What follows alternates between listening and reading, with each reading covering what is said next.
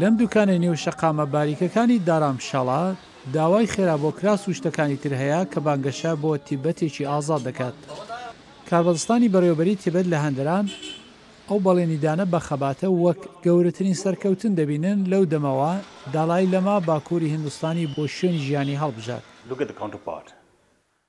چاو لەلایەنی بەرامبەرمان بکەن. ئەوە چینە چینێکی مەزن لە ماوەی 6 ساڵی ڕابردوودا ئەگەرچی ئێمە بەگشتی 6 ملیۆن تبتین و لە هەندەران تەنیا 100,000 تبتین. ئەوە خەبات هەر بەردەوامە.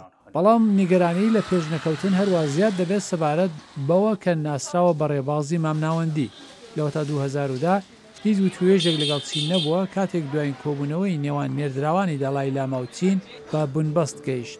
چین دەڵێت دالای لاما جیاوازی خوازە و دەیەوێت دەسەڵاتی بەسەر تێبێت داهبێت. واتای دەعات کە کاربەدەستانی تیبەت هەروە بەڕاستی نازانێت. ئەگەر حکوومەتی چین ئامادەی وتوێژەوە یان خوازیاری چارەسەری مەسەلەی تەبەتە، ئێمە خوازیاری سربەخۆی یان جیابوونە لە چین نین. لە دەمێکدا مەسەلەکە هەر لە بنبەستدایە نیگەرانی سەبارەت بەو شێوە خەباتەی تیبەت لەم ساڵانەی دواییدا هەیە. دەڵای لەما ئەم مانگە تەمەنی دەگاتە 83 ساڵی. داخۆ پێویستمان بە شتێک هەیە نیازپاکانە پرسەکە چارەسەر بکات یان بە دۆخێکی شێواو هەیە. ئێمە ئەوەمان ناوێ گواستنەوەیشی نەرممان دەوێت کە هەر کەسێک نەک هەرتیش بخاتە سەر ئەوەی کە چۆن خەبات بکەین بەڵکو چۆن پرسی تبتیەکان چارەسەر بکەین. بەڵام داواکان بۆ تیبەتی ئازاد لەم شارەدا چیتر لە پلەی نێونەتەوەیدا دەنگ نادەنەوە. لە دەمێکدا چین بەهێزتر دەبێت.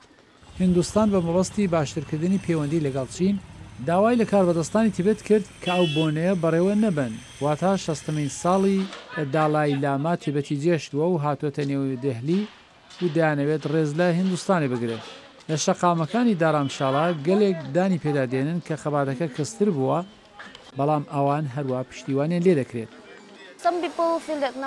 هەندێک کەس پێیان وایە ئێستا هیوا نەماوە گەلێک لە دۆستانی هندیم پێیان دەگوتم کە تێبێت ئیتر جێگای ئومێد نییە، بەڵام پێم وایە تا ئەو کاتەی خەبات هەبێت ئەوە ئامانجەکە هەروەکو خۆی دەمێنێت.